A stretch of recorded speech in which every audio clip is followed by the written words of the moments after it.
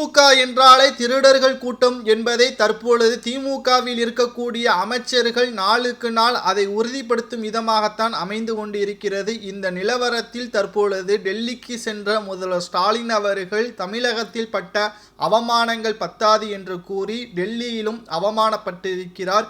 எதற்காக, என்ன சம்பவங்கள் நடைபெற்றிருக்கிறது என்பதை இந்த வீடியோவில் முழுமையாக தெளிவாக நாம் பார்த்துவிடலாம். அதற்கு முன்பாக நமது சேனலுக்கு மட்டும் மறக்காம ஒரு சப்ஸ்கிரைப் மட்டும் பண்ணிருங்க.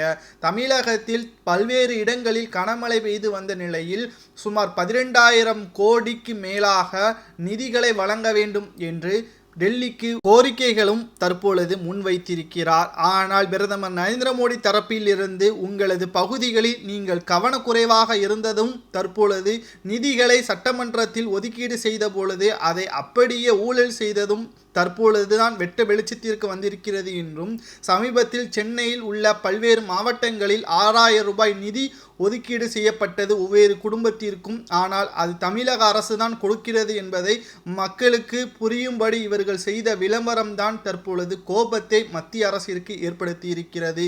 வெறும் 6,000 ரூபாயில் 600 ரூபாய் மட்டும்தான் தமிழக அரசு ஒவ்வொரு குடும்பத்திற்கும் வழங்கி வருகிறது என்பதை தற்பொழுது இதன் மூலமாக உணர்த்துகிறது. சென்னை மழைநீர் ஒதுக்கீடு திட்டத்திற்காக 4,500 கோடி ஒதுக்கீடு செய்யப்பட்டிருந்த நிலையில் வெறும் 750 கோடி மட்டும்தான் செலவிடப்பட்டிருப்பதாகவும் வெள்ளை அறிக்கை கேட்டு 2 வாரங்களுக்கு மேலாக ஆகியுள்ள நிலையில் இதுவரை வெள்ளை அறிக்கையை திமுகவினர்கள் வெளியிடவில்லை. உடன்பிறப்புகள் 200 ரூபாயை பெற்றுக்கொண்டு இவர்கள் செய்யக்கூடிய விளம்பரங்கள் தற்பொழுது ஸ்டாலினுக்கு மிகப்பெரிய ஒரு ஆபத்தாக மத்திய அரசிடம் இருந்து வந்திருக்கிறது. நிதிகளை அப்படியே நீங்க கேட்கும் நிதியை ஒதுக்கீடு செய்ய முடியாது என்றும், நிவாரணங்கள் வழங்குவதற்காக தனிப்படை குழுவை தமிழகத்திற்கு மீண்டும் அனுப்பப்பட உள்ளதாகவும் தற்பொழுது தகவல்கள் வெளியாகி இருக்கிறது.